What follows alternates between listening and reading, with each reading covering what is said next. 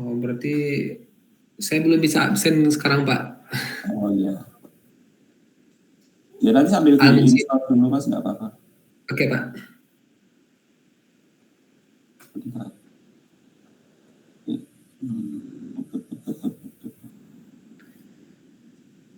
Lanjut aja dulu Pak, saya belum install aplikasinya Pak. Oh iya.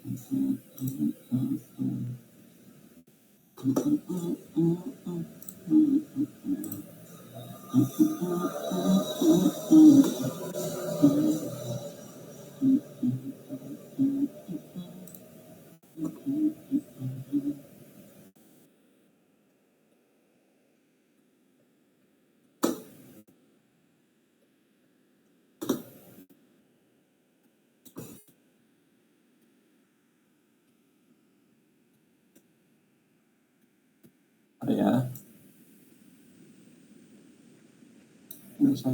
Ini sudah pesan-pesannya?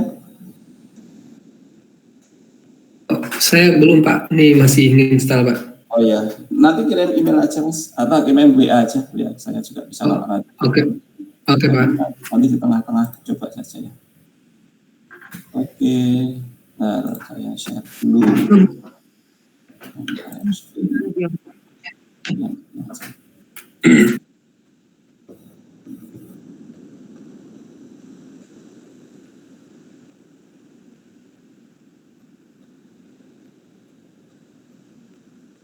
Kelihatan?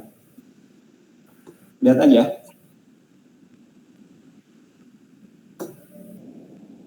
Kelihatan nggak? Kelihatan. Kelihatan ya, oke. Ya, oke kita mulai ya. Nanti mungkin jam 9 kurang seperempat itu kita stop karena ada undangan jam 9 gitu. Oke, jadi kita kemarin kalau nggak salah sampai di sini, sampai di apa namanya terkait elektrodanya ya. Jadi kita sebut sebagai porospot.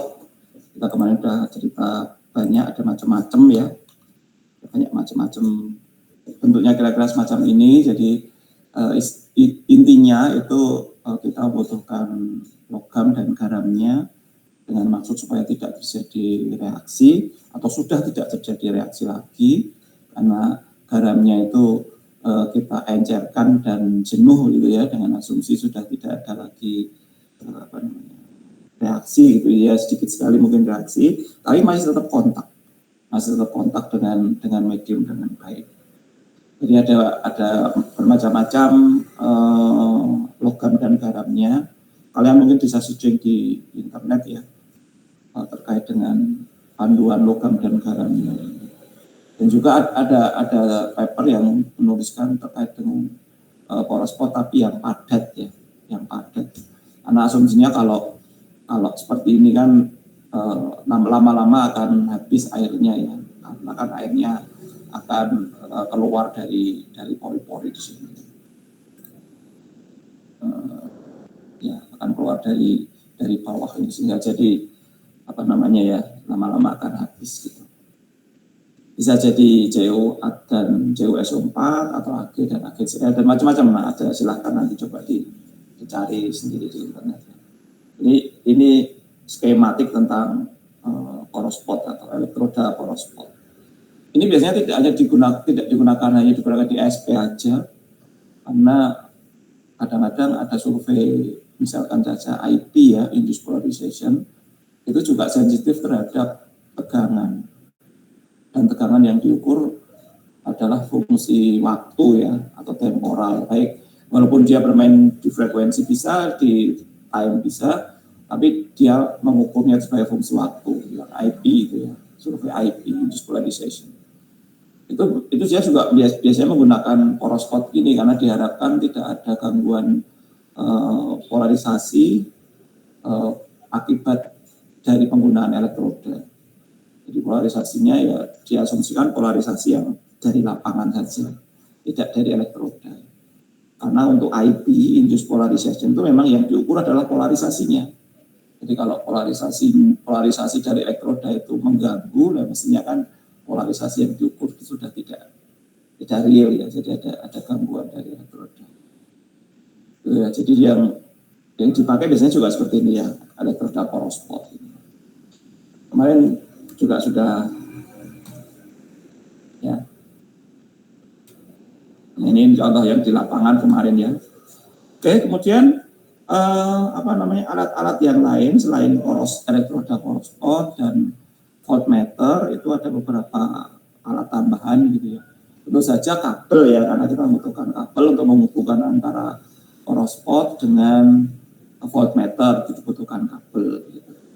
Dibutuhkan kontak gitu ya, penghubung. Kabelnya biasanya cukup kecil saja ya karena kalau operasional di lapangan itu kan bisa naik gunung gitu ya, jaraknya cukup jauh, kabelnya biasanya diminta yang cukup kecil tapi seratnya agak besar gitu ya, jadi atau agak kuat ya, tidak mudah putus, ada lapisan atau ada kabel baja di dalamnya. Jadi mungkin ada beberapa kabel tembaga, tapi 2 atau 3 itu adalah kabel baja sehingga cukup kuat ya. Ketika ditarik itu aman gitu ya, tidak bermasalah. Nah, kemudian alat untuk menanam poros spot. Jadi poros spot tadi itu biasanya ditanam itu ya kayak kita nanam tanaman itu, kita bikin medianya dulu yang kontaknya biar cukup bagus dengan tanah, kemudian kita pasangkan di situ, kita tempelkan di situ, kita tunggu sebentar supaya mungkin fluida di situ sudah terkonsolidasikan gitu ya, sudah relatif tidak ada gangguan ya secara kelistrikan di situ, biasanya order menit ya 10-15 menit itu, kemudian baru bisa dipakai untuk. Kemudian yang selanjutnya itu biasanya dibutuhkan lumpur gitu ya, karena lapangannya kadang-kadang kering, tanahnya itu cukup kering gitu. Karena untuk kontak yang bagus itu dibutuhkan tanah yang agak basah. Itu biasanya dibutuhkan air atau bahkan lumpur ya, lumpur yang digunakan untuk menempelkan itu ya, menempelkan poros spot di tanah itu dengan harapan kontak akan terjadi cukup baik ya. Kontak terjadi cukup baik antara poros spot tadi dengan medium tanah. Kemudian kadang-kadang juga dipakai ini plastik hitam. Ini dimaksudkan untuk menjaga kelembaban biasanya. Karena kalau daerahnya cukup panas begitu itu, kalau ada perubahan kelembaban air di sekitar poros spot itu nanti akan membuat spurious potensial yang nilainya cukup kecil di sekitar poros spot itu biasanya dijagain gitu, ditutupin dengan plastik dengan harapan kelembabannya terjaga dan tidak memberikan error nantinya di pengukuran. Kemudian tentu saja air ataupun air garam itu diperlukan kalau misalkan di lapangan itu tanahnya cukup kering. Nah kira-kira semacam ini alat ukur tambahan. Jadi bisa kalian bayangkan ketika survei SP itu kita membawa kabel, kemudian kita bikin lubang di lapangan, kita masang poros spot di lubang itu, kemudian karena pengukuran potensial itu kan yang diukur adalah beda potensial, sehingga kita membutuhkan satu pasang dipole SP itu, satu pasang elektroda poros spot, sehingga satu elektroda itu kita biarkan diem gitu biasanya ya, tergantung surveinya nanti, kemudian kita menuju ke titik yang selanjutnya, dan sehingga kita membuat dipole itu, kita bisa mengukur beda potensialnya dari titik A sama titik B gitu. Jadi ya secara umum kayak gini lah bisa saya coba. Saya sebenarnya punya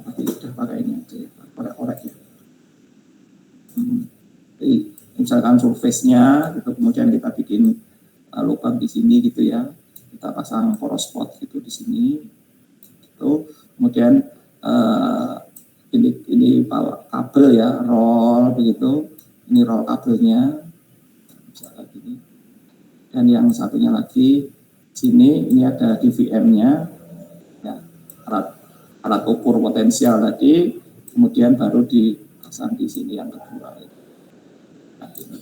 Nah, dengan demikian kita akan mendapatkan beda potensial dari di sini titik A dan di sini titik B. Kita akan mendapatkan DV ya, DV ya dari DV dari A dan B, ini mana orek-orek ini, DV dari A dan B ya.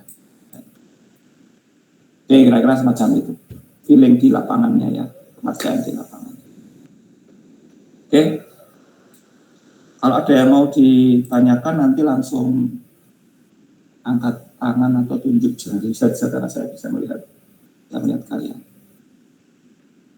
Oke, baik, kemudian beberapa alatnya, alat-alat apa namanya SP ya, biasanya yang paling mudah ya voltmeter ya, kita bisa cari voltmeter. DVM biasanya digital voltmeter ya, kemarin kita sudah bahas terkait dengan voltmeternya, kita pakai DVM. Tapi biasanya juga karena geolistrik itu juga metode geofisika yang merekam potensial, maka kadang-kadang alat SP itu ya include di dalam geolistrik. Alat SP itu include di dalam geolistrik, jadi sebagian besar kalau disebut alat SP itu ya geolistrik itu sendiri, geolistrik tapi kita tidak injeksi arus ya. Kalau geolistrik itu kan kita injeksi arus. Kalau SP itu nggak pakai injeksi arus, saya hanya merekam potensial saja.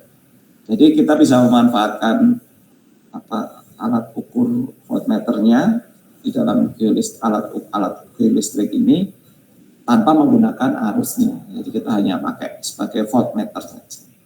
Ini contohnya ada beberapa ya, ada beberapa alat yang tersedia di lapangan, ada yang mahal, ada yang murah, jadi tergantung dari speknya masing-masing.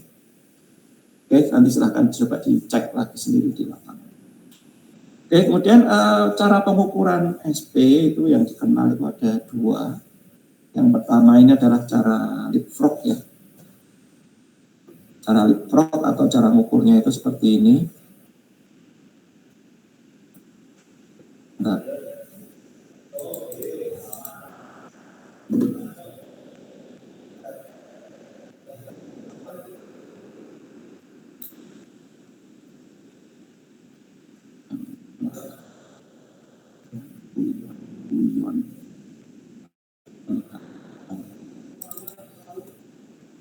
Biar saya bisa merekam.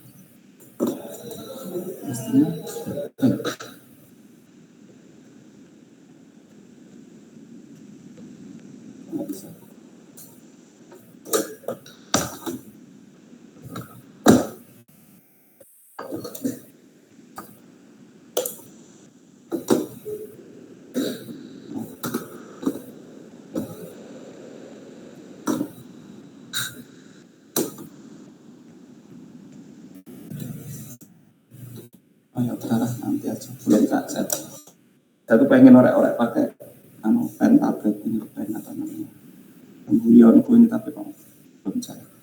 Oke, jadi cara ukurnya seperti ini ya, namanya leapfrog. Jadi bisa dibayangkan kalau naik ukur model leapfrog itu kayak katak ya, jadi kayak katak lompat ya, dari yang sini nanti lompat ke sini, dipindah ke sini, kemudian yang kedua nanti kalau ukur selanjutnya dipindah ke sini dan seterusnya, jadi kayak katak gitu ya. Nah, cara ukurnya itu elektroda poros spot 1 itu disebut elektroda 1 ini atau warnanya biru ini ya. Kemudian elektroda poros spot yang kedua yang warnanya merah gitu. Kita ukurnya dengan cara semacam ini dulu, yang biru di depan mungkin ya, yang biru di belakang, yang merah di depan. Ini dengan seperti ini kita akan mendapatkan DV ya. DV1 gitu ya. Jadi pengukuran yang pertama. Sebentar. Simulionku tadi sebentar Pak. Biar kok nggak jalan. Disconnect ya dia bilang ya. Sebentar. biar saya bisa ngorek-ngorek. Dia bilang diskon. Oh, belum tertancap apa ya?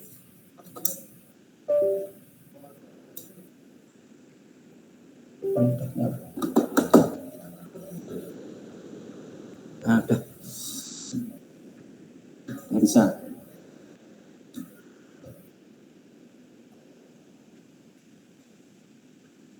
Ada di sini malah. Ada di sini.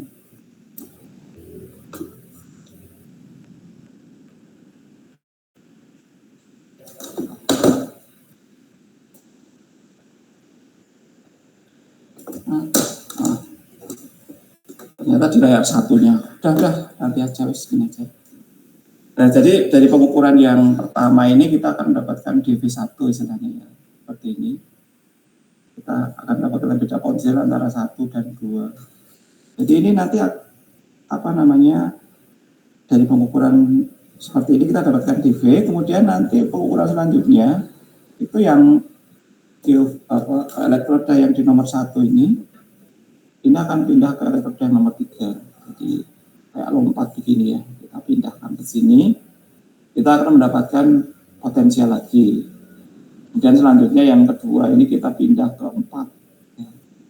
Kemudian selanjutnya 3 ini pindah ke 5, 4 pindah ke 6, dan seterusnya, jadi kayak semacam perpindahan. Nah ini menjadi menarik yang mikrot ini. Karena mikrot ini menjadi cukup menariknya jadi menariknya seperti ini.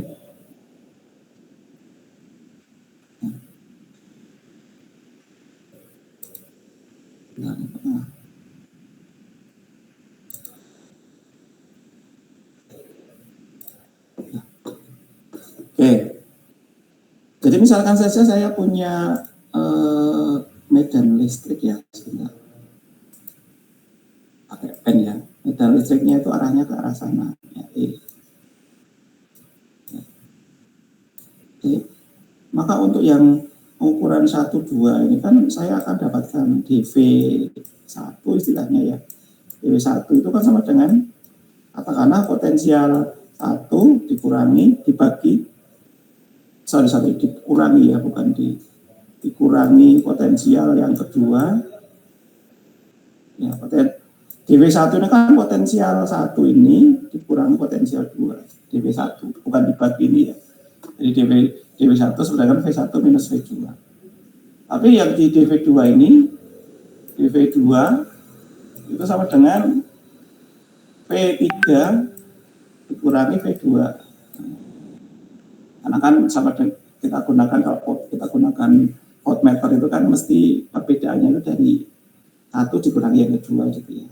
Jadi dalam hal ini yang menjadi yang pertama itu yang biru ini, yang biru dikurangi yang merah. Kemudian yang ini didapatkan DV3 itu sama dengan V3 dikurangi V4 ya. Kan seperti itu ya, dan seterusnya nanti DV5 sama dengan V5 dikurangi V4 dan seterusnya. Apa yang kita dapatkan dengan cara seperti ini? Yang kita dapatkan di lapangan kan kita akan tahu nilai DV ini. Nilai DV ini berapa gitu. Dari pengukuran ya. Dari pengukuran kita akan tahu nilai DV ini berapa. Tapi yang pengen diplot itu adalah potensialnya ini. Ya. Yang ini. V1, V2, V3, V4, V5 itu berapa.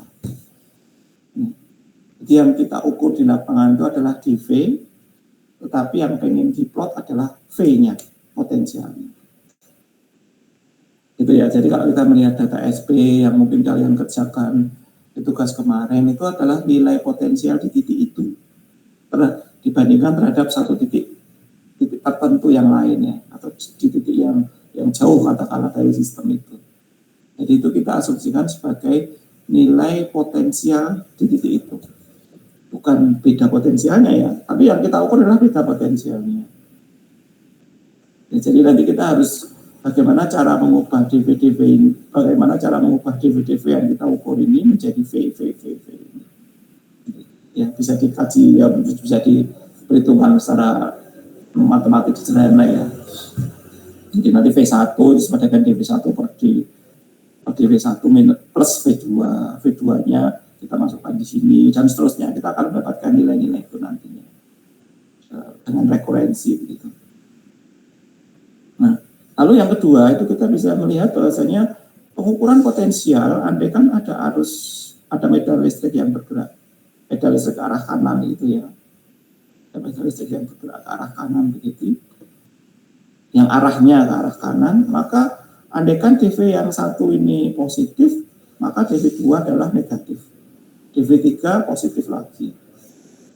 Karena kita lihat yang ini dikurangi yang ini misalkan positif, maka kalau saya balik yang sebelah kanan dikurangi sebelah yang kiri, maka ketemu negatif. Nah, jadi dari leapfrog ini biasanya akan ketemu potensial positif negatif begitu. Andaikan medan E-nya itu relatif arahnya tetap gitu ya. Nah, kalau medan E-nya arahnya berubah atau berbalik gitu atau berpindah arahnya, ya, nanti nilai plus minusnya akan menyesuaikan. Gitu ya. Ini adalah cara pengukuran dari leapfrog yang pertama. Ya, keuntungannya dari ini ya kita hanya membutuhkan kabel pendek aja kan. Misalkan saja dipole 1 dan 2 ini jaraknya kita set 10 meter gitu ya. Jadi paling enggak kita cuma butuh kabel berapa? 2 kali 5 meter kan.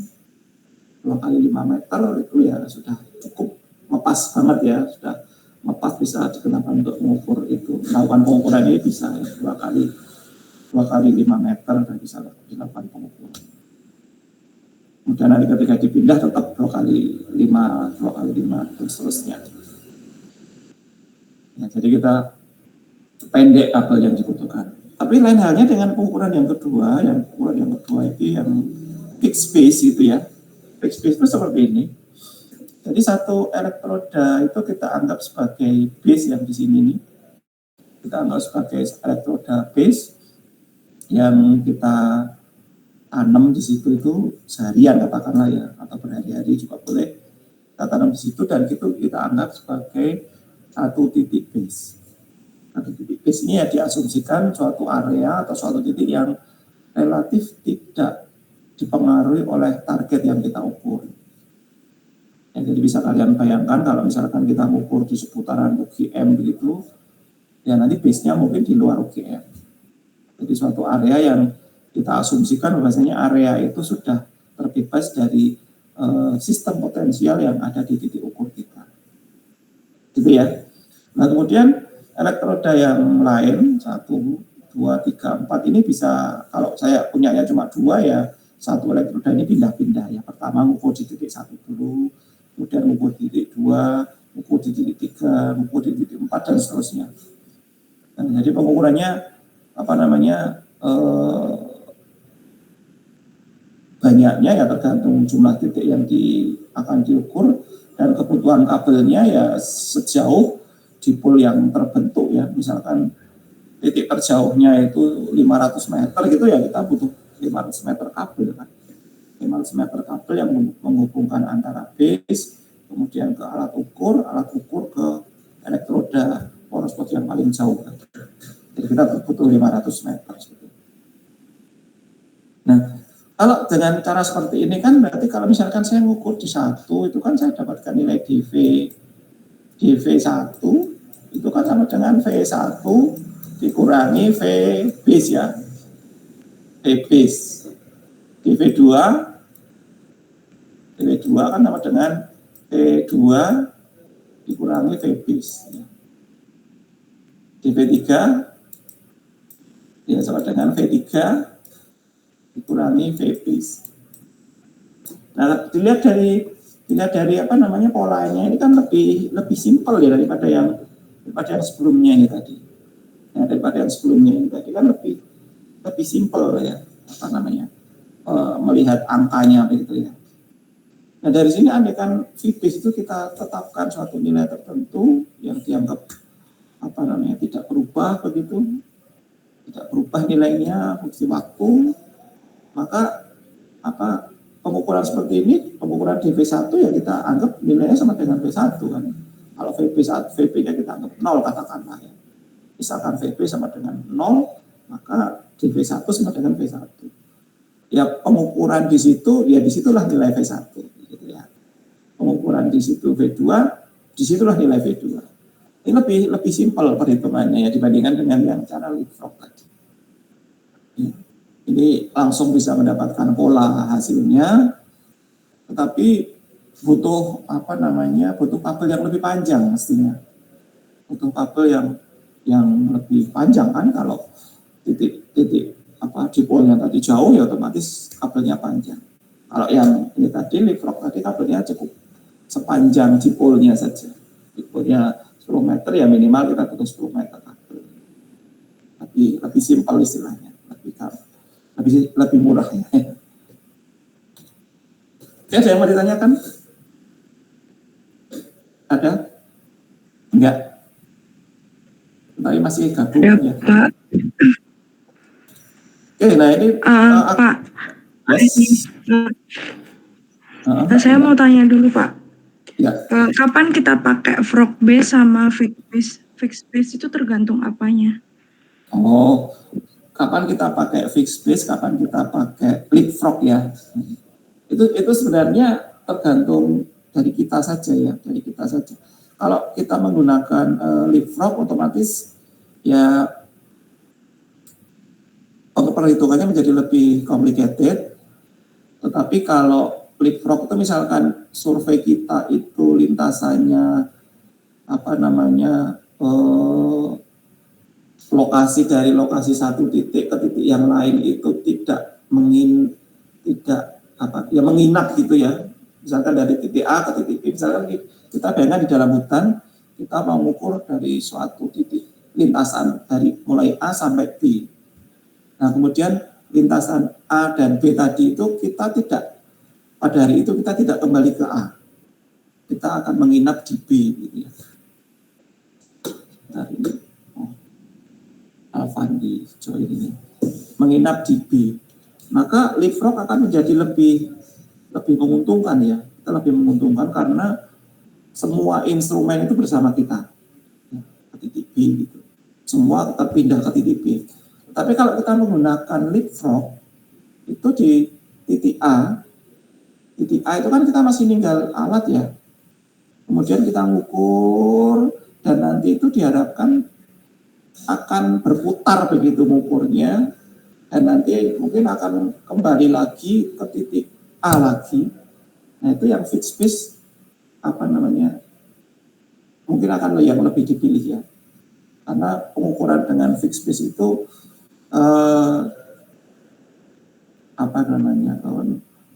pergangguan terhadap waktu itu relatif lebih kecil dibandingkan dengan yang leapfrog ya.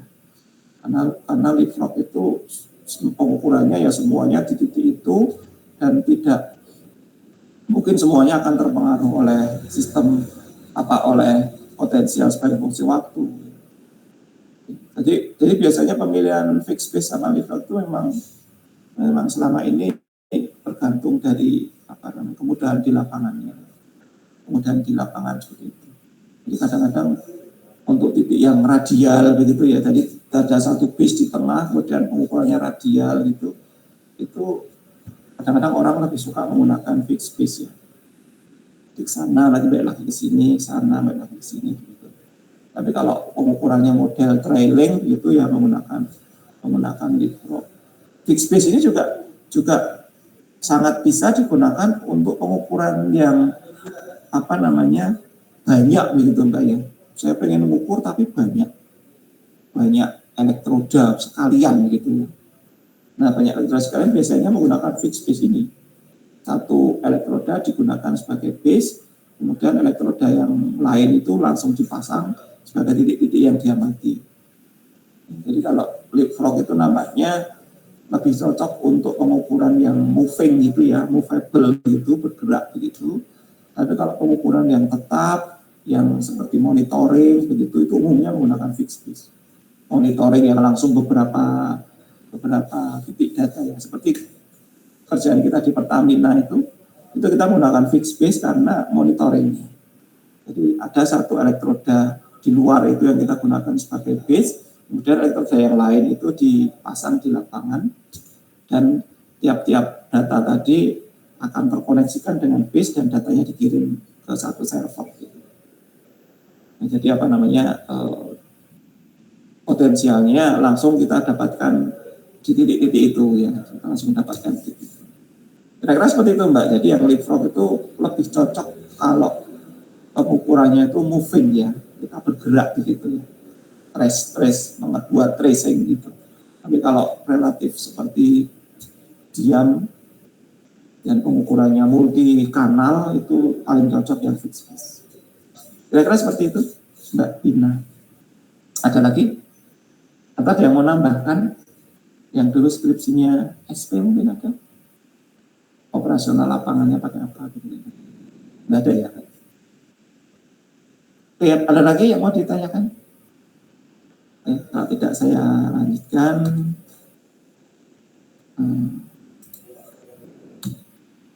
Nah ini contohnya kira-kira seperti ini, saya hanya punya satu gambar ini. Ya bisa dibayangkan kan ya, kita membutuhkan apa namanya kabel ini ya, kemudian satu alat ukur, satu elektroda, kemudian ini ada meteran yang digunakan untuk menentukan posisi begitu, kita pasang di lapangan. Simple ya, simple. Jadi ini kemungkinan juga dipakai di field camp, di kuliah lapangannya di S2 gitu ya dipakai. Jadi kalau kita bikin lubang, kita pasang kabel, kemudian kita ukur gitu. Ya seperti itu saja. Nah, SP ini mengukurnya relatif simpel, tetapi pengaruh noise-nya bisa cukup banyak ya, bisa berpengaruh sangat banyak. Jadi harus dipastikan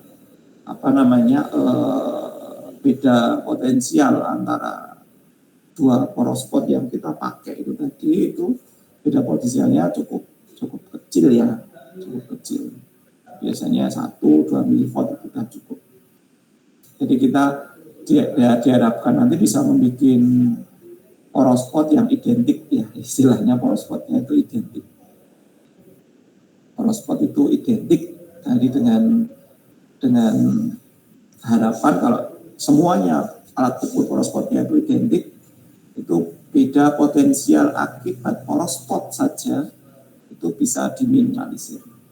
Atau bisa kita bayangkan kalau kedua poros spot tadi itu beda potensial poros spotnya saja, itu misalkan 15-20 milivolt, itu kan cukup gede ya, dan itu kadang-kadang berfluktuasi, nanti akan mempengaruhi data kita. Jadi error akibat instrumen ya, error akibat poros spot yang dipakai.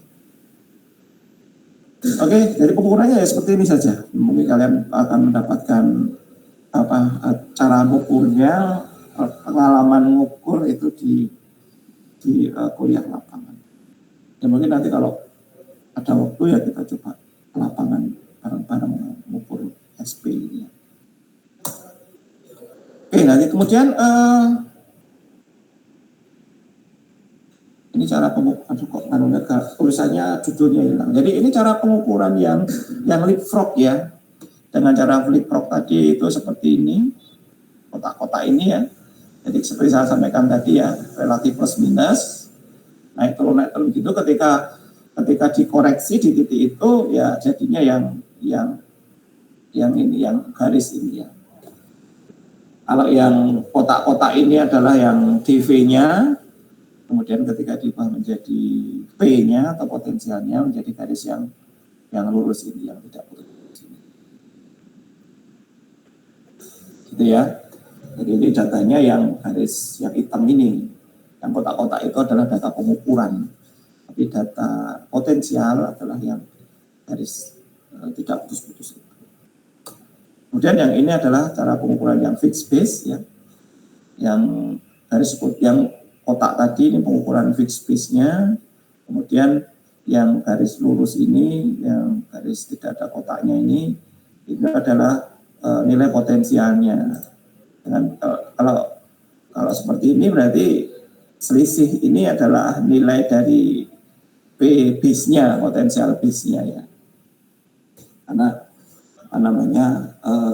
data DV-nya itu terbaca di kotak-kotak ini, tapi potensialnya segini. Berarti selisih ini adalah V base-nya.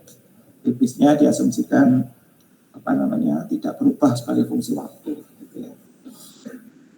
Ya, jadi ini kalau dalam pengukuran spasial ini kita mengasumsikan data itu tidak berubah sebagai fungsi waktu.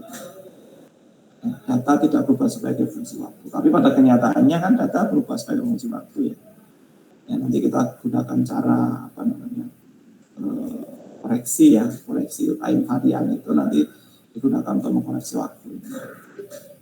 Oke, jadi gambaran datanya dan plot datanya kira-kira semacam ini. Yang diukur itu yang kotak, yang data yang dihasilkan yang garis tidak ada kotaknya itu.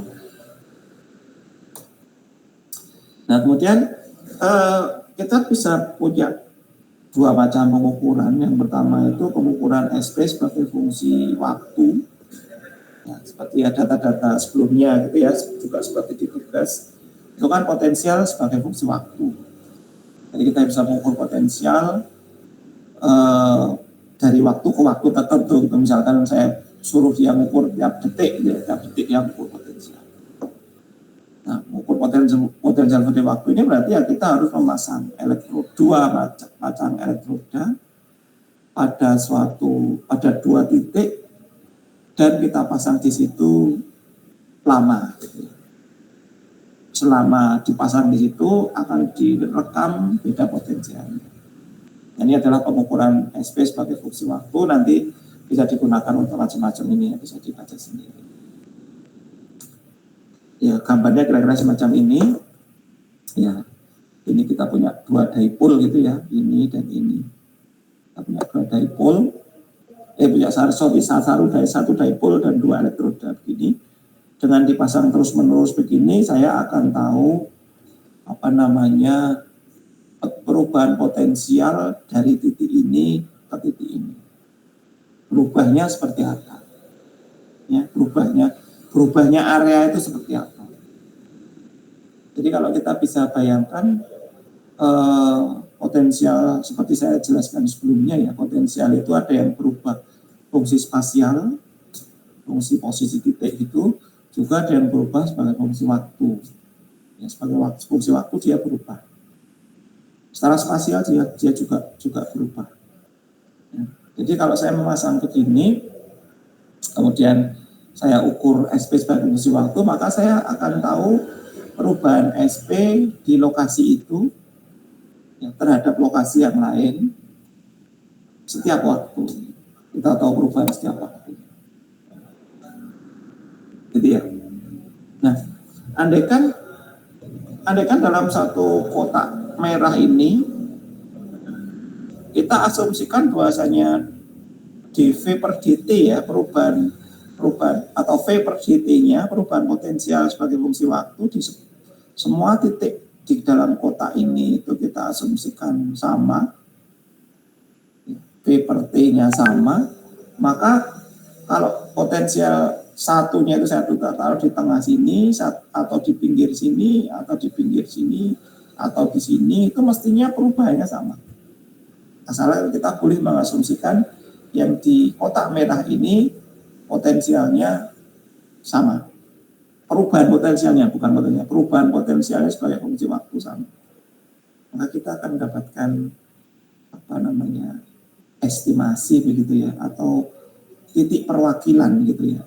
Jadi seluruh area yang kotak ini bisa saya wakili dengan satu titik ini.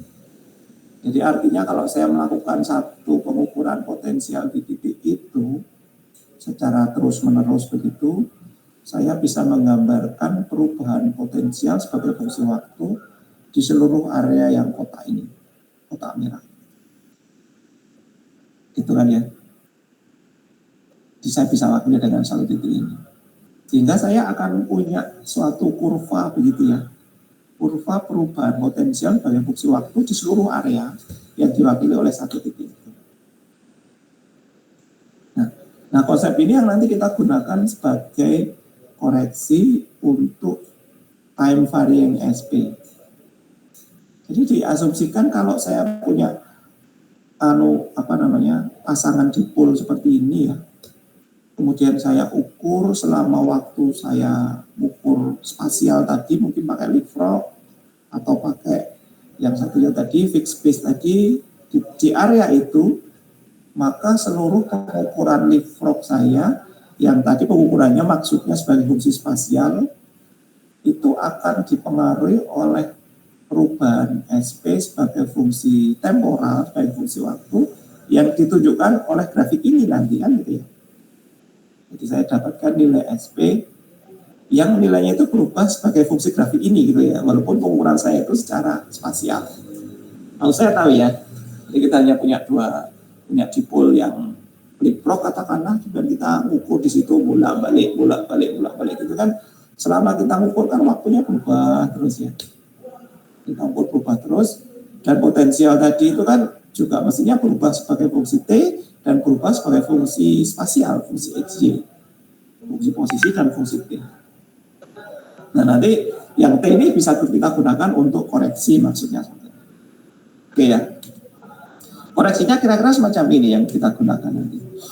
Asumsikan bahwasanya yang garis titik bunter-bunter ini adalah potensial yang diukur sebagai fungsi waktu pada satu dipol yang sama, pada gambar ini. Pada satu dipol yang sama. Kita mendapatkan mulai jam 7 itu segini naik. Jam 7, jam 8, ini jam 8 ini ya, itu naik, kemudian turun, jam 9 mulai naik lagi, jam 10 turun, 11 naik dikit, 12 turun, dan seterusnya. Nah, kalau kita melakukan pengukuran dimanapun di area yang merah tadi, mesti akan terpengaruh oleh ini, ya, terpengaruh oleh pengukuran SP fungsi waktu ini. Nah, pengukuran fungsi waktu ini bisa kita gunakan sebagai koreksi ya. Ini namanya adalah koreksi temporalnya, koreksi terkait dengan perubahan waktu dengan cara kita membuat baseline-nya. Dengan cara kita membuat baseline, berarti satu nilai potensial tertentu yang kita gunakan sebagai baseline, dan selisih nilai potensial pada waktu tertentu dengan baseline itu adalah koreksinya. Kan gitu ya. Jadi misalnya kita tentukan baseline-nya segini nih, di garis lurus ini, kita anggap ini sebagai titik awal pengukuran gitu ya. Titik awal pengukuran jam 8 lebih sedikit kita ukur di sini. Kemudian jam 1:30 kita ngukur lagi, 1:30 kita ukur di satu tempat yang lain. Maka dari mulai jam 8 sampai 1:30 ini ada perubahan potensial sebagai fungsi waktu itu dari sini menjadi ini. Maka selisih ini itu adalah perubahan potensial fungsi waktu yang terjadi mulai jam 8 sampai jam 1:30. Ya 1:30 betul, jam 1:30. Jadi seperti ini ya. Ini adalah selisihnya, itu berarti perubahan potensial fungsi waktunya. Nah, dengan demikian kalau saya melakukan pengukuran di situ, kemudian saya kurangi dengan selisih potensial waktunya tadi, ya berarti diasumsikan bahwasanya waktunya diam, ya, waktunya konstan, ya, waktunya tidak berubah dan potensial sebagai fungsi waktu nggak berubah. Jadi potensialnya akan terbawa ke baseline ini semua. Nah, walaupun kita ngukur di hari pertama, kemudian hari besoknya lagi ngukur lagi, kan malam istirahat ya. Malam istirahat, besoknya ngukur lagi, sampai sore mungkin, malam istirahat lagi. Asalkan perubahan tadi tetap diukur oleh SP sebagai fungsi T ini, dan kita gunakan baseline ini, maka perubahan potensial sebagai fungsi waktu di area kita, walaupun berhari-hari, itu bisa kita reduksi kan, bisa kita kurangi pengaruhnya gitu ya.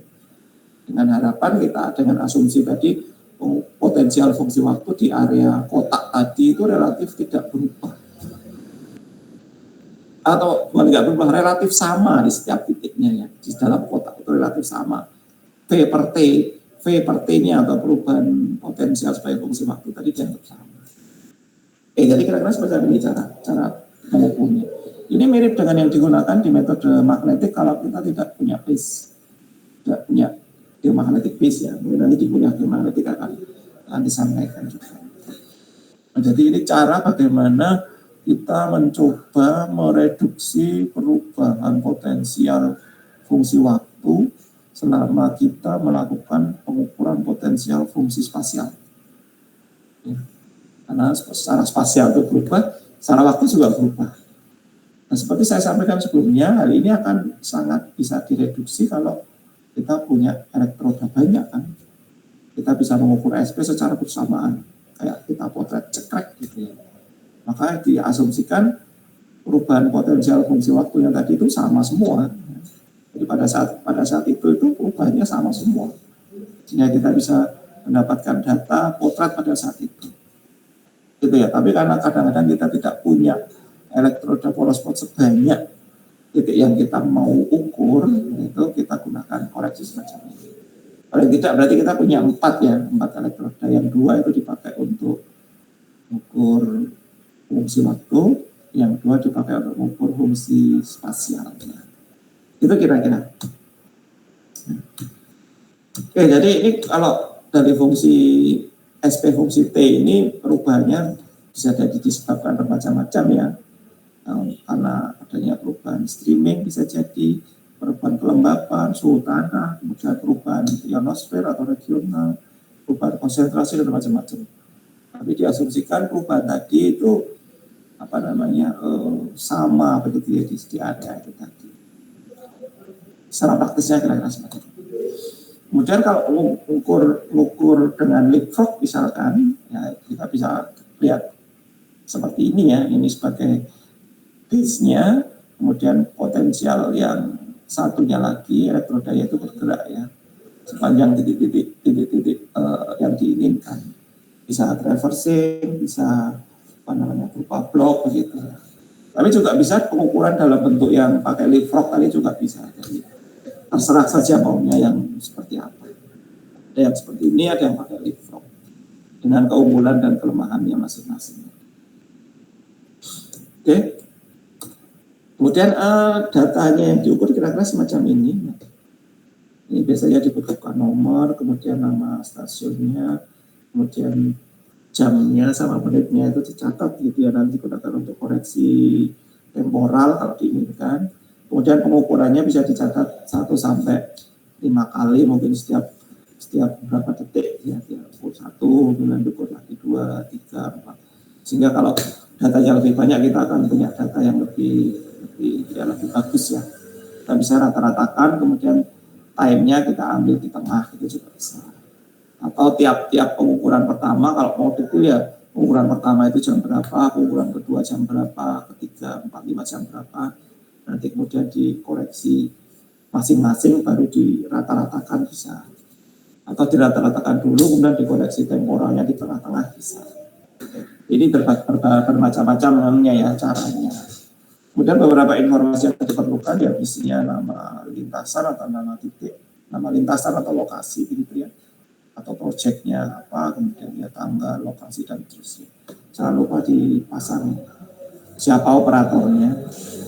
Ya, karena ini juga penting ya, nanti kalau mau tanya ini catatannya gimana atau angkanya nggak jelas gitu kan, di lapangan itu bisa nanya ke operatornya. Itu kira-kira lembar datanya ya. Jadi kalian bisa melakukan pengukuran menurut saya sudah. Kemudian untuk processingnya, ini processing SP itu sesuatu yang tricky ya, karena di slide yang kedua yang tidak saya sajikan itu banyak banget sumber potensial atau sumber SP yang ada di alam ini. Maunya kita bisa memilah-milah tadi sumber SP akibat ini kita bisa pilih-pilih. Karena kalau kita mengukur di MIPA ini saja itu kan SP bisa diakibatkan oleh berbagai macam benda ya. Yang pertama mungkin kendaraan yang mondar-mandir itu bisa mengubah kelistrikan. Kemudian yang kedua misalkan saja ada orang menyalakan genset sekitar itu juga bisa mungkin ke potensial yang berbeda.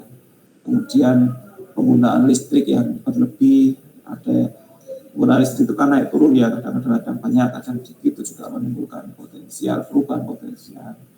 Kemudian juga pohon-pohon di sekitar ini yang menyebabkan kelembapannya berbeda, itu juga begitu. terjadi perubahan potensial. Logam-logam yang tertanam di dalam tanah seperti pipa air, kemudian berbagai macam infrastruktur bawah tanah, itu juga menyebabkan perubahan potensial. Kemudian streaming, pergerakan air tanah ya di bawah UGM ini misalkan, itu juga ya. Jadi banyak banget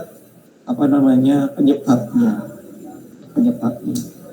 Nah, kemudian bagaimana untuk memprosesnya? Bagaimana cara kita itu untuk mencoba memilahkan data yang relatif tidak berguna bagi kita sehingga data kita itu relatif agak bersih.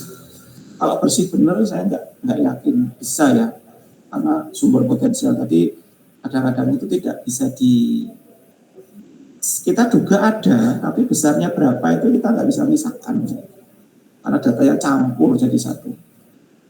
Lalu cara yang paling mudah itu ya digunakan kajian-kajian statistika secara umum ya.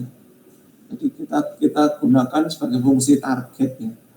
Misalkan saja saya ingin melakukan pengukuran fungsi spasial, tapi targetnya gede.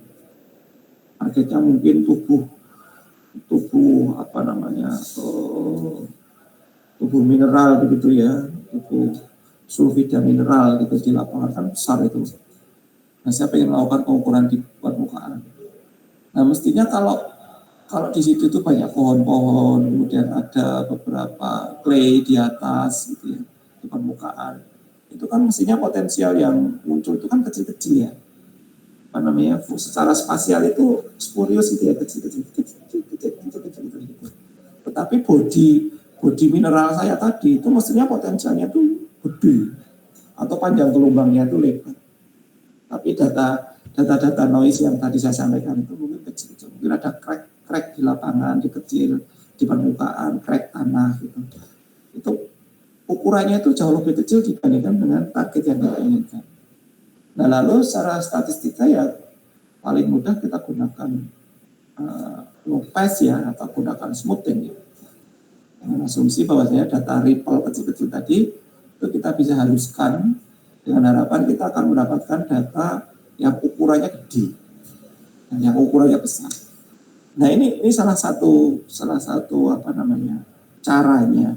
Kalau misalkan dimensi targetnya itu beda banget, itu bisa dengan cara semacam itu.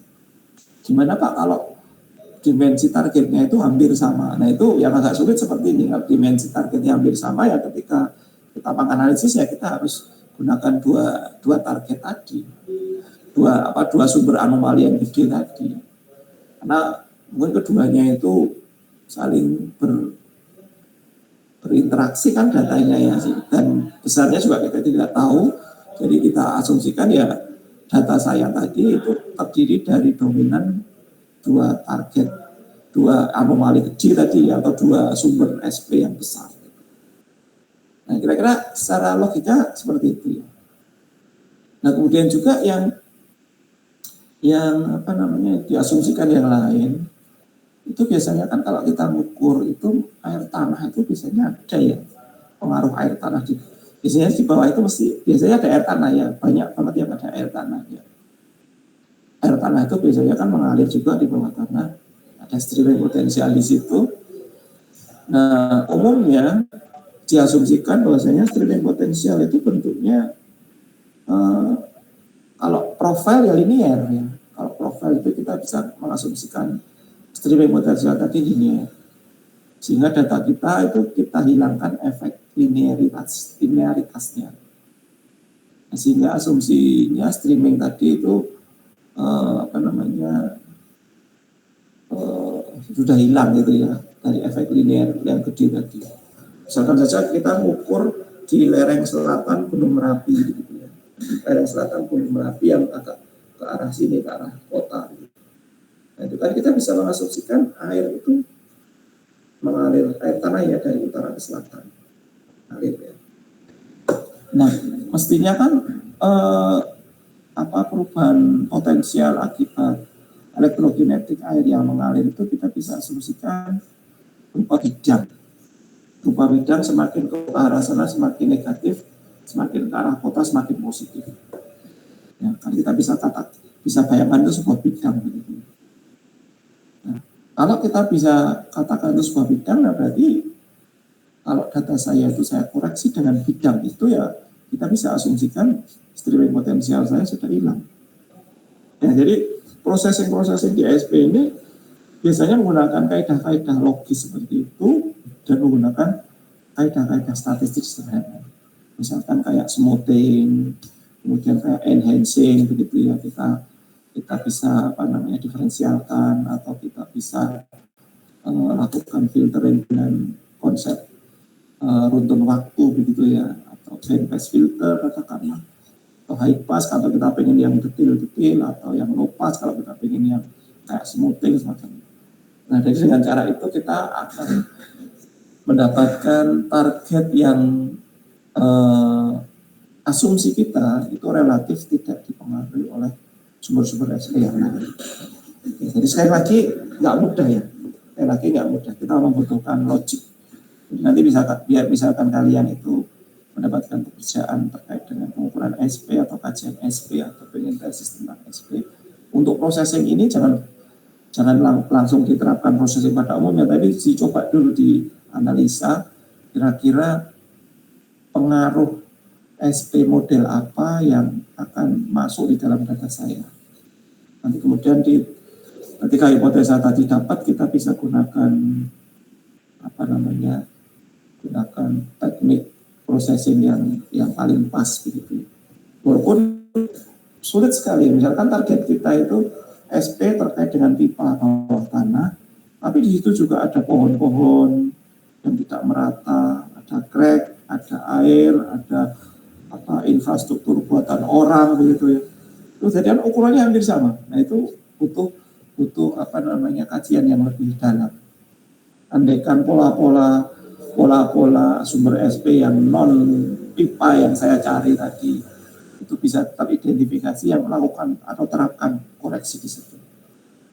Itu ya, jadi semuanya masih by logik, semuanya masih by asumsi dengan hipotesa mana-mana yang kira-kira dianggap noise dan tidak. Andaikan sudah tidak bisa dipisahkan atau sulit sekali untuk memisahkan, ya kita gunakan asumsi lagi, atau kita kaji 2 atau 3 sumber SP itu sekaligus ya. Kita lihat dengan kenampakan di permukaan, kenampakan geologi. Jadi kajian SP ini memang lebih banyak nanti akan larinya ke kualitatif ya. Kajian kualitatif itu mesti butuh data pembanding.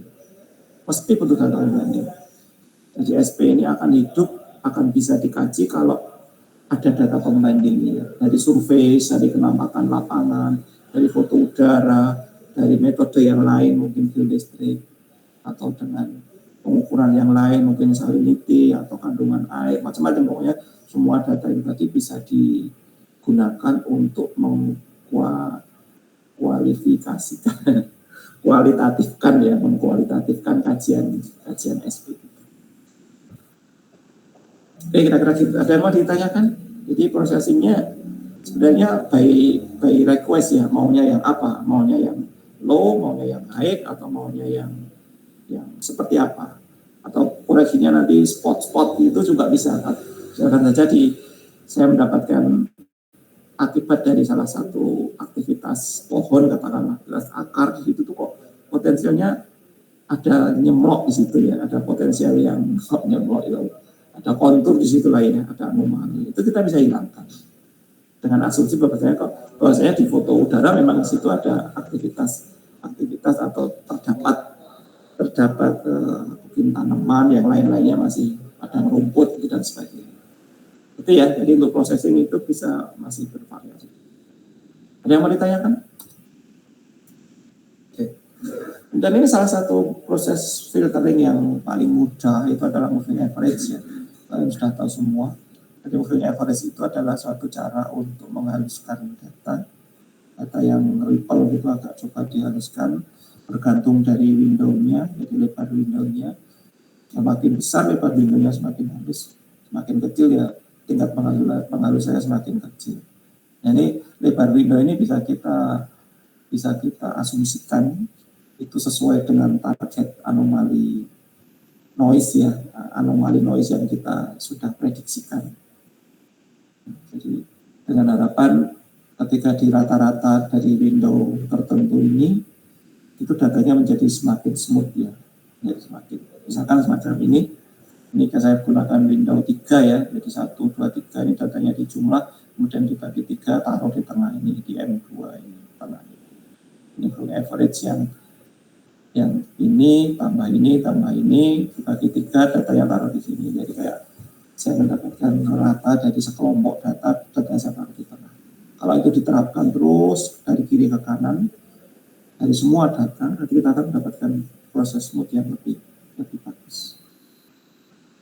Ya mirip seperti low pass filter ya. Bisa juga kalian kerjakan dengan konsep time domain ya, runtun waktu itu ya. Jadi datanya kita gunakan konsep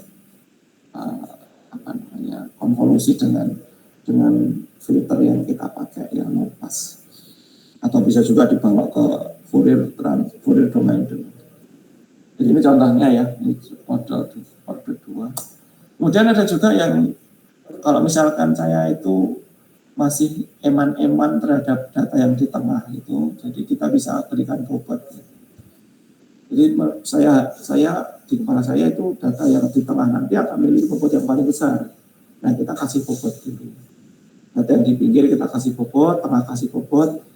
Ya, bobotnya biasanya simetris gitu ya, bisa segitiga gitu, jadi dari kiri itu kecil, kemudian di tengah itu paling besar, bentuknya segitiga. Bisa juga bentuknya yang humming, ada yang humming, ada yang rectal, ada bermacam-macam window yang digunakan. Ada yang Gaussian juga ada, Gaussian window. Nah itu tergantung dari yang kita inginkan saja. Jadi karena ini statistik sekali ya, proses weighted moving average ini statistik sekali, jadi pemilihan bobotnya itu atau pemilihan istilah di time series itu window-nya ya, window filternya itu tergantung kita. Misalkan saja kalau yang ini weighted moving average-nya ini misalkan saya punya koefisien bobot K1, K2, K3. Misalkan saja ini 1, ini 2, ini 1. Berarti data yang pertama ini dikalikan 1, kalikan 1. Berarti 1, 2, 1, 50% berarti ya, ini 50%, 25%, ini 25%. Jadi kalau misalkan 5, itu juga bisa. Misalkan 5 ini bobotnya 1, 2, 3, 2, 1. Itu juga bisa. Jadi bentuknya segitiga gitu ya. 1, 2, 3, 2, 1. Dan ini data ini kali 1, data ini kali 2, data ini kali 3, data keempat dikalikan 2, data kelima dikalikan 1. Nanti dijumlahkan semua, kemudian dibagi jumlah bobotnya. Jumlah bobotnya itu berarti 1, 2, 3 itu 6 tambah 3 ya, jadi 9, dibagi 9. Datanya ditaruh di tengah. Yang saya lagi 1, 2, 3, 2, 1. Nah, nanti persentasenya ya otomatis yang 3 ini yang paling besar persentasenya. Jadi bobotnya yang paling besar. Nah, ini contoh yang disebut sebagai weighted moving average. Ada cukup banyak ya parameter processing untuk low pass. Tapi kadang-kadang kita juga menginginkan yang kita kaji itu sebenarnya yang spasial kecil, misalkan saya spasial tapi kecil. Saya pengen tahu aktivitas akar misalkan, atau aktivitas yang kecil ukurannya ya, aktivitas injeksi atau pemompaan sumur atau aktivitas limbah begitu ya. Ukurannya itu kecil. Nah, kalau ukurannya kecil ya otomatis yang kita gunakan adalah yang high pass filter. Yang kita loloskan malah yang frekuensi tinggi. Caranya bisa kita kerjakan dengan moving average ini. Kalau ketemu smooth-nya baru yang asli dikurangi smooth-nya, kita akan ketemu yang frekuensi tinggi. Jadi dibalik saja pekerjaannya. Jadi kalau yang pengen ketemu yang efek smooth-nya ya gampangnya pakai filter ini ya, moving average ini. Tapi kalau yang dicari itu efek high frekuensinya atau panjang gelombang yang lebih pendek, itu ya sisanya berarti ya data dikurangi efek smooth ini kan sisanya jadi yang masih yang high frequency. Oke, biasanya dipakai semacam itu di geofisika secara umum, di SP pun juga seperti itu.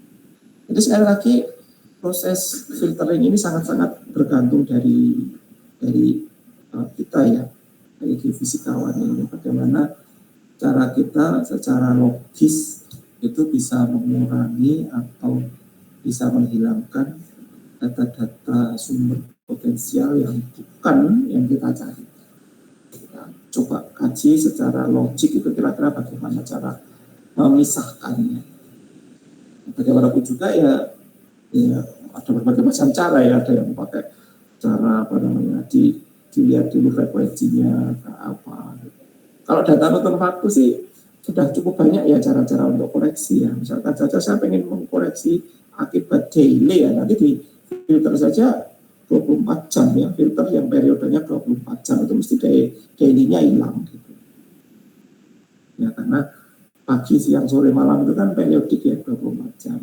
Jadi di filter di notes 24 jam gitu ya, periodenya 24 jam. Mesti nanti hilang. Saya pengen menghilangkan fungsi SP, fungsi waktu tadi terkait dengan PLN ya. PLN di Indonesia itu kan 50 Hz ya. 50 Hz ya. Kita gunakan filter 50 Hz itu tadi, notch filter istilahnya. Jadi kita hilangkan frekuensi 50 Hz dalam data kita. Bagaimana kalau data kita juga frekuensi temporalnya 50 Hz, Pak? Nah, itu yang sulit ya. Karena data itu berada pada frekuensi yang sama dengan sumber. Ya kita harus lari lebih advance lagi, misalkan saja dari kajian azimutnya ya, dari kajian azimut atau sudut datang dari gelombang E yang datang itu kira-kira dari arah mana. Mirip seperti kajian yang dari seismologi itu. Cukup maju karena seismologi juga kadang-kadang signal itu berasal dari signal pada frekuensi yang sama, itu akan masuk ke sensor, itu harus dipisahkan. Itu bisa digunakan kajian arah gitu ya. Ini arahnya dari mana? Gelombang ini arahnya dari mana? Juga bisa dikajikan di sini.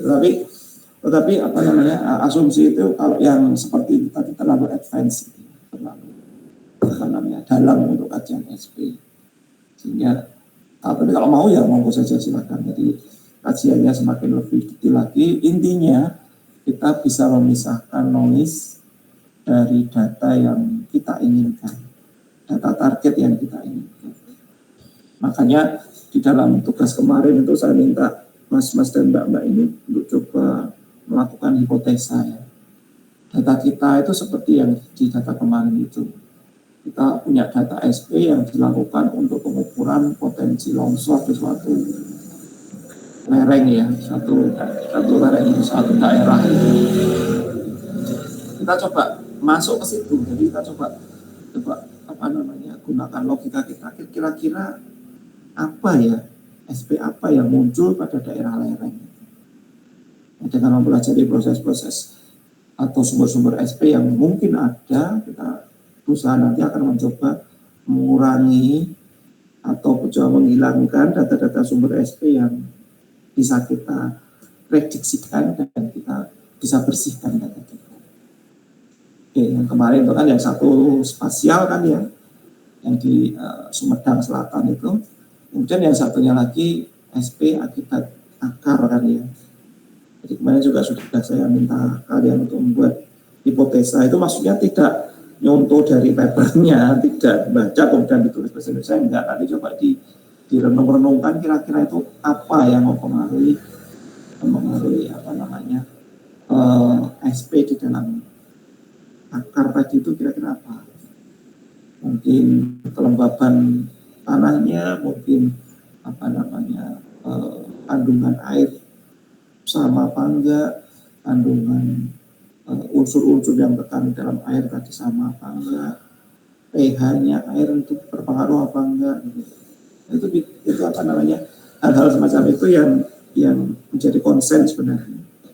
Jadi ini ada satu mahasiswa S3 yang pengen pengen ke situ, ke arah situ. Jadi dia pengen mengetahui bagaimana kelakuan data SP yang bisa direkam akibat aktivitas akar sawit ya.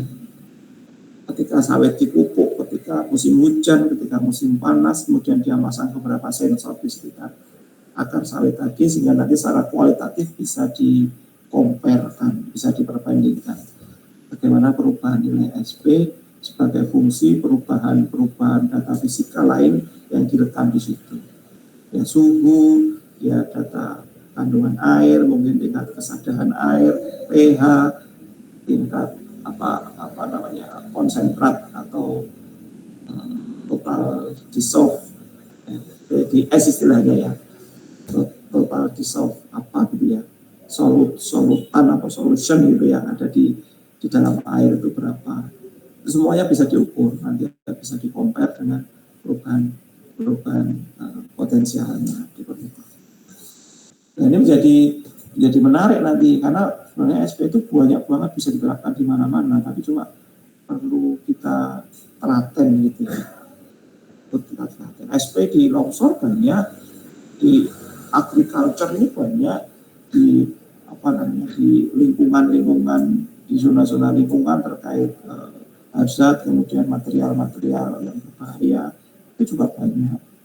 Sampai di tubuh pohon itu sudah ada ya. Ketika ada pohon gede begitu, mungkin pinus atau karet gitu, kita coba lihat bagaimana perubahan SP di batangnya.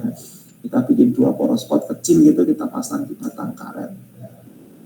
Jadi bisa kapan, umur berapa, pada saat orang biasa memanen karet itu SP-nya seperti apa, ketika karetnya diambil seperti apa. Itu hal-hal kayak gitu tuh perlu perlu kajian ya. Jadi kita ingin mencoba menguak bagaimana secara empirik kaitan antara aktivitas lingkungan terhadap potensial. Nah, jadi kira-kira seperti ini. Nah, yang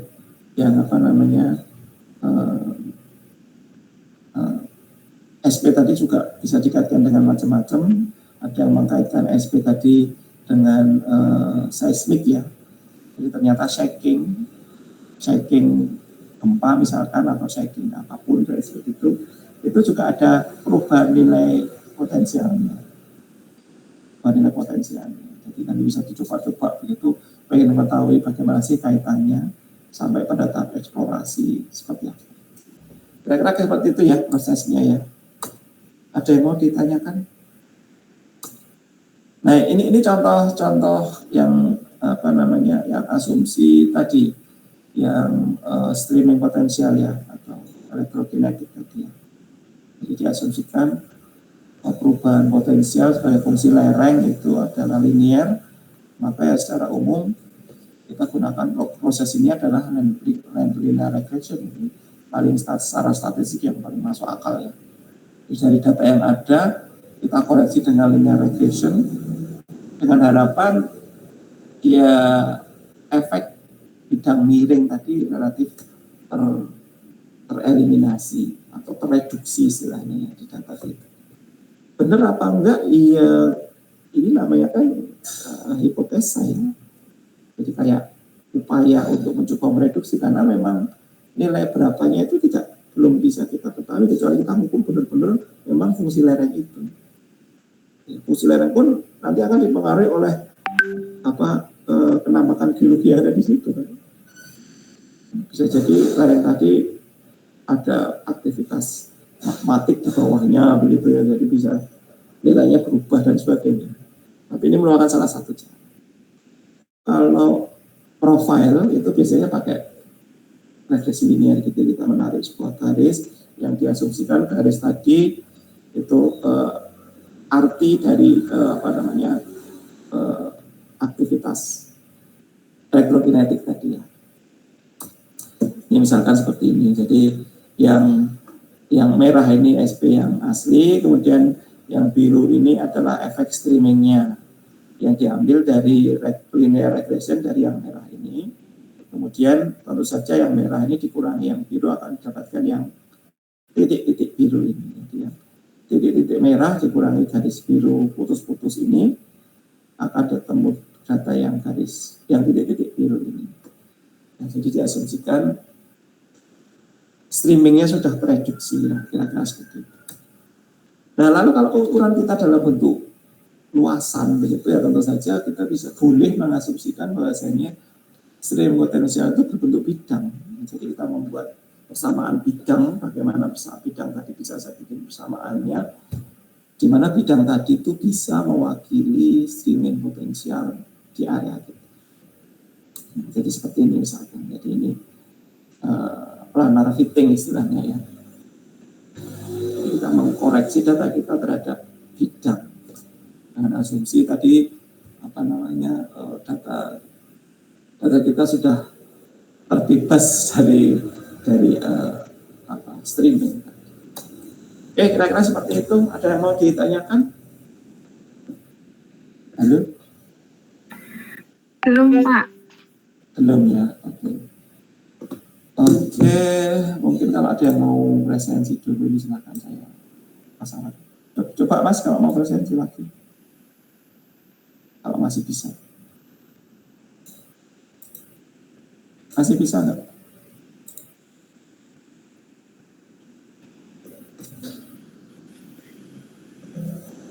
Kelihatan kan ya? Silakan. Ya, Pak. Bentar Pak, nih lagi ini. Baru install. Udah Pak. Sudah. Yang lain sudah? Oke. Sebentar, Pak. Mau diskusikan lagi nggak dari yang paparan tadi? Tapi gagal Pak. Udah Ya? pakai Finex. Udah pakai Finex tapi masih gagal. Oh gagal. Nah ini sudah banyak banget ya. Tuh. Almusinin. Ada Almusinin Pak. Sudah nanti WA aja. Kalau memang nggak bisa ya. Ini Finex itu malah ini kadang-kadang itu sukses sendiri itu siapa yang prosesnya nggak tahu ini. Ada 71 entries banyak banget ini. Mungkin coba kita lihat ya siapa sih yang banyak banget presensi ini. Oh, ini Sinta, Senior Permatasari, Ina, banyak ini ya. Juara ini banyak banget ini. Yasin Almusin, ini juara dunia Almusin. Oh udah Pak. Oh ini juga banyak Saya banget. masih gagal. Mas juara dunia sekali. Kayak gitu yang bisa saya sampaikan. Saya harapkan nanti kalian kalau waktu slow juga bisa melihat-lihat dari video yang sudah saya upload di YouTube itu, walaupun kualitas suaranya nggak begitu bagus, tapi yang penting bisa didengarkan gitu. Karena memang suara saya itu ya kayak gini nih, agak gerok bubar jalan gini ya. Semoga saja masih bisa didengarkan. Oke, gitu kalau tidak ada yang ditanyakan, saya akhiri sampai di sini. Selamat pagi, selamat kuliah yang lain. Saya pikir itu tadi itu kuliahnya itu offline tadi. Oh ternyata online karena ini ada undangan jam 9, jadi ya saya harus ke kampus pagi. Kalau dari rumah nanti telat. Ya terima kasih, selamat pagi. Saya tutup ya. Halo. Makasih Pak. Terima kasih, Pak. Ya, saya live.